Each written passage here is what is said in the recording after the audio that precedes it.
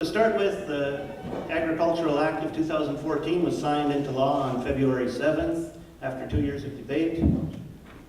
It's a 5-year spending bill. It's covering, reduces spending by $23 billion over 10 years, repeals over 100 USDA programs trying to streamline USDA. And the biggest thing and the biggest reason we're here is because of all the changes that are in the Farm Bill that affect farmer safety net.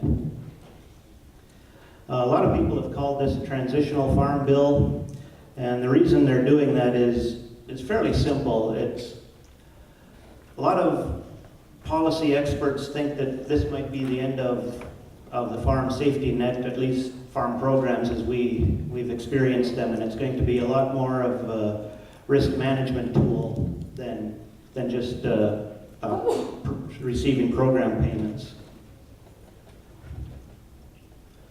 Here's a quick graph of the spending on the Farm Bill. You can see that most of it goes to nutrition programs, close to 80% of it. Crop insurance is about 9% now, whereas that used to be closer to 7%. And the portion spent on commodities was reduced to 4.7%. I don't know if you can see that up here. Conservation also received a bigger chunk of payments than what they used to have at 6%. And then everything else that's in Farm Bill that relates to miscellaneous USDA funding, research, livestock programs, and so on, it's not considered a commodity program, is less than 1% of the Farm Bill. A quick overview of some of the commodity programs. Covered commodities are what we typically grow in these in most of the crop production areas of the country: wheat, oats, barley, corn, grain, sorghum, and so on. The biggest change for a lot of us is that cotton is no longer a covered commodity. And Mr. Dennyhauer is going to talk about the stacks and SCO later. You will be able to enroll in transition payments up until October 7th. The sign up for that just started. And I think, Chuck, are you going to talk about that some later too? But that's one of the biggest things, is that cotton is no longer considered a covered commodity. Another important component is direct payments are gone. The acre program is gone. Counter-cyclical payments are gone. And so one of the things with the acre program, the FSA used to, at least early on in 2008 after the Farm Bill was passed, it seemed like sign-up was kind of slow. And I think FSA, or a lot of officials there, were kind of frustrated with why people weren't signing up for the acre program. And I think a lot of it was probably just because it was confusing. And so USDA, in their infinite wisdom, has created another confusing program, but this time you don't have a choice. You have to sign up for a confusing program this time. For 2014 and up to 2018, farmers are going to be able to choose between what's going to be called agriculture risk coverage based on county level revenue, and agriculture risk coverage based on an individual revenue, and something called price loss coverage that seems a little bit more like traditional counter-cyclical payment or target price programs, whereas the other two programs are a lot more revenue-based. If you choose to enroll in PLC, price loss coverage, you'll also be able to enroll in a supplemental coverage option with crop insurance, beginning in 2015.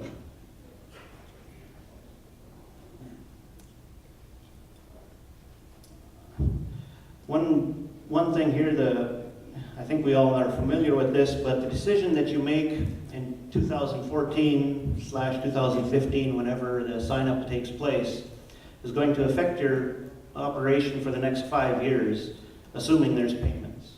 And the government, in some ways, made this simple. If you just choose to do nothing, then they'll pick for you.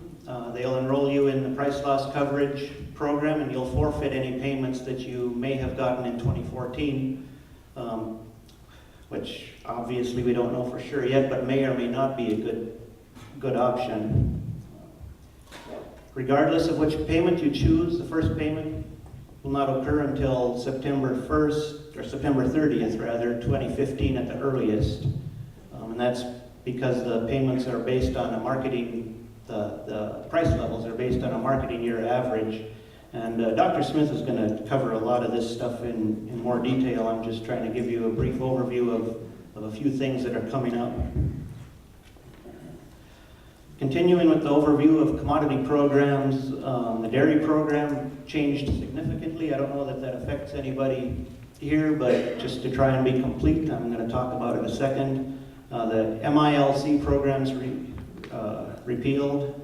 The Milk Income Loss Coverage Program replaced with something called a Margin Protection Program that allows dairy producers to ensure a gross margin over feed cost.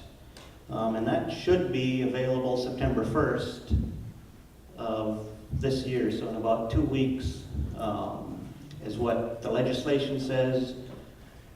I don't know if that's going to happen yet. I haven't heard that it is.